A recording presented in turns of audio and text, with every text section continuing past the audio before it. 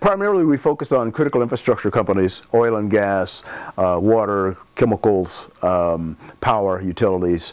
And we perform all manner of security audits. We do penetration testing, vulnerability assessments, secure network design, and we also write up policies and procedures for companies who are trying to comply with different regulations. Well, I think the larger companies within the power industry, within oil and gas, most of those companies have implemented a pretty good set of architectures for security.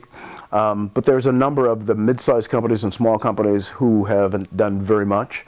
And one of the issues is in some of the industries here in the U.S., we have some regulatory compliance issues. And those regulations seem to migrate and change every 6 months or a year. And so companies are reluctant to really move forward in putting in an infrastructure that may be outdated 18 months later.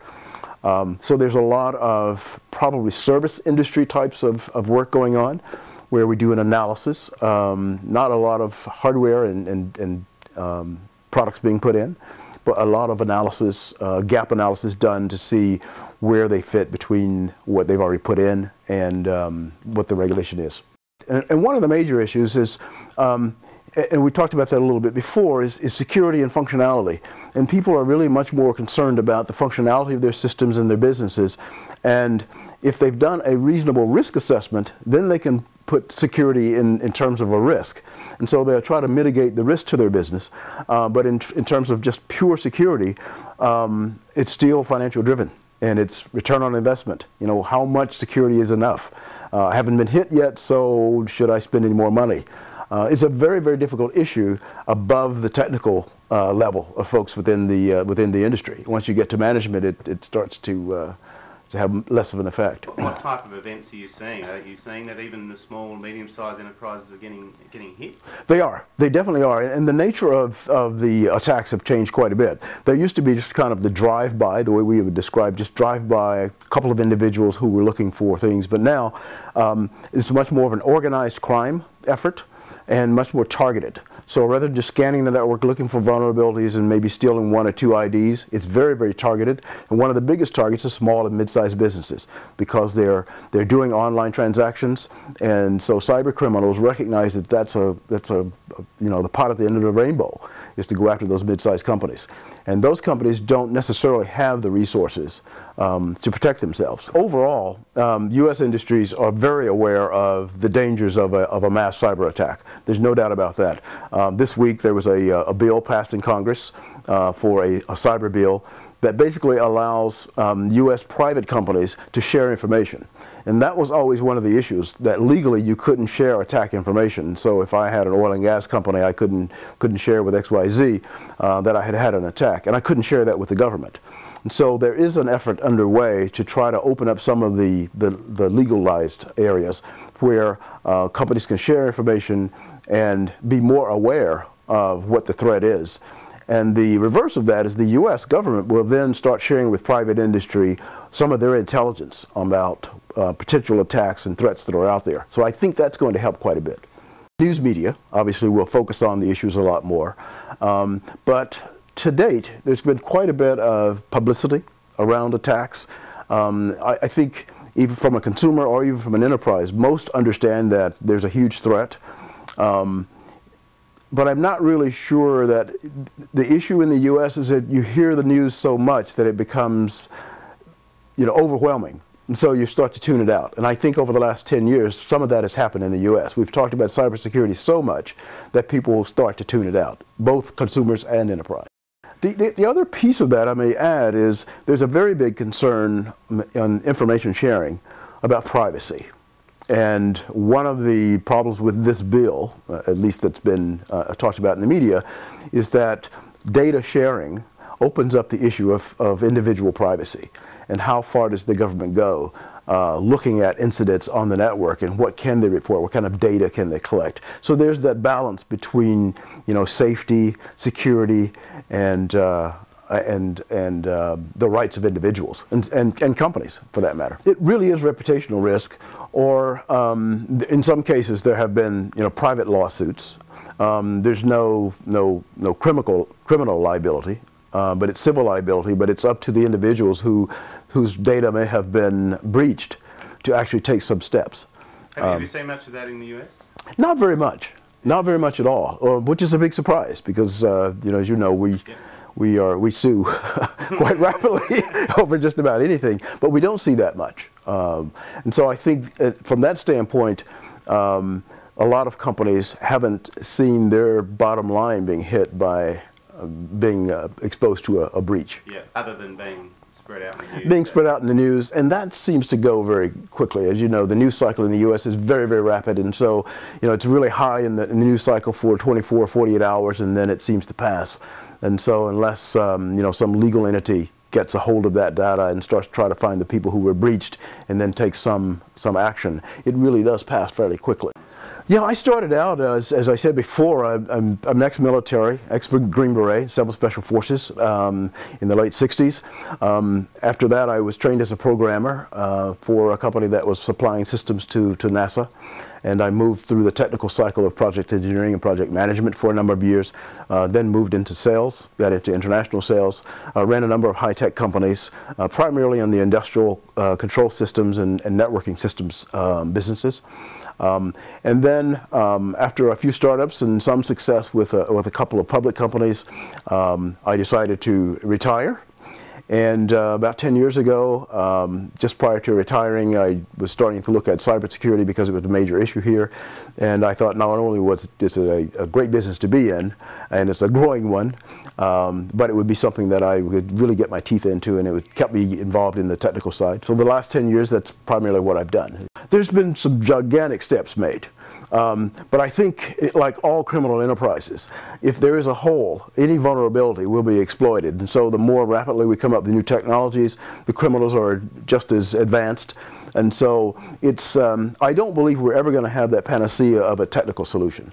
And I think that's one of the issues, that everyone is waiting for this, you know, 100% technical solution to security, when in fact people are the weakest link. And so as long as you have people involved, and we always will, there's always going to be a weak link. I think you can put in layers of security, as we've all talked about over a number of years, but there is not going to come a time when we can have absolute security on a network or a device, because the criminal is always going to find a way, unless it's not plugged in. We work with the risk assessment team, the risk analysis team, a lot of the process engineering management team. Very seldom do we get to higher level management. It's generally by a plant manager or a facilities manager who really wants to make sure that his facility is compliant, and so we come in and work at that level. I think it's a mix. That's a very good question. I think in a lot of cases it's compliance. Regulatory compliance kind of drives a lot of the services and infrastructure and spending. On the other hand, the larger companies have very, very good risk management companies, so it's part of their whole portfolio. If you look at one on the financial side, there's the SOX regulation, where CEOs are very, very concerned because they have to sign off on the integrity of that data. And so if the data, it can't be verified, that it has not been changed or whatever, then obviously the CEO is going to have some major issues.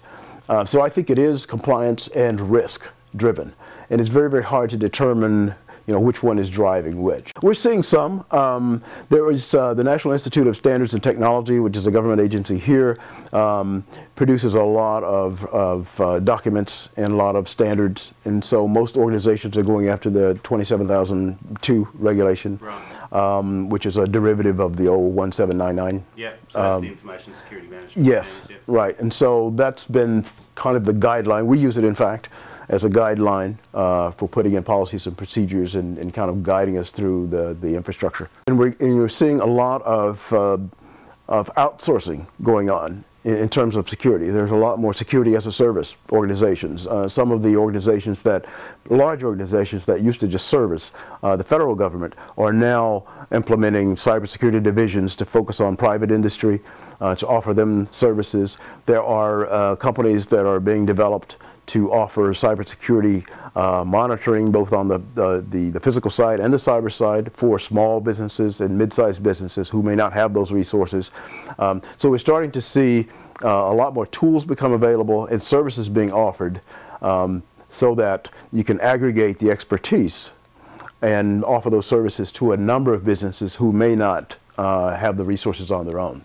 I think primarily they're two different silos, but the physical and logical security obviously are converging, and most companies they understand that if I can bring in that data from the physical the cameras, the surveillance systems, bring that into my access control systems and bring that into incident management on the network, then I've got a much fuller picture. Yeah. Again, that's mostly with the large organizations. The mid-sized companies have, in most cases, more physical security and surveillance than they do cyber, just an opinion. And there's very little integration between those two. And so there's the facility management team, and then there's the IT management team, and they talk, but they're not under the same roof.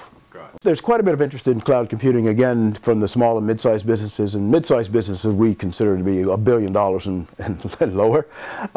So there's quite a trend because the outsourcing of IT and the downsizing of IT departments, the introduction of a lot of skill sets that you can get through services that you may not have in-house. So there's a lot of interest in cyber. Obviously that brings the issue of security, but cloud implementation here is driven more by cost, I think, and business cost, which makes a lot of sense.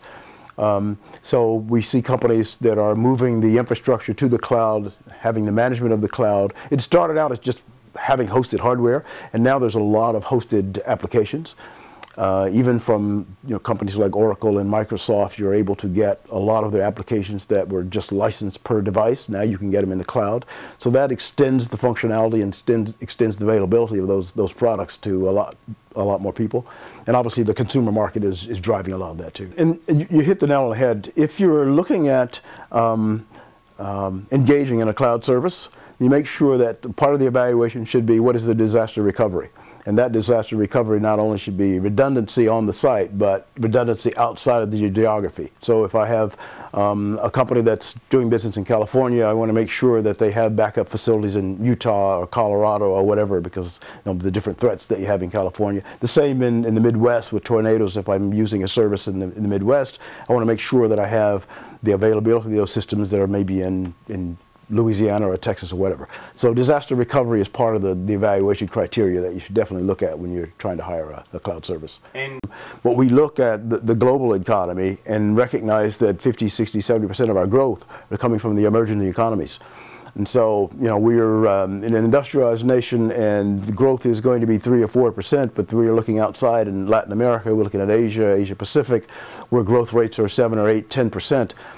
So companies recognize that they have to put a lot more resources into those areas, and with that, you're bringing in more exposure from a security standpoint. Numbers around 16 to $20 billion in cybersecurity, but it hasn't been broken out in terms of does that mean servers and clouds or services, et cetera. But I think that's an aggregated number, and I've seen numbers as high as $56 billion. Yeah.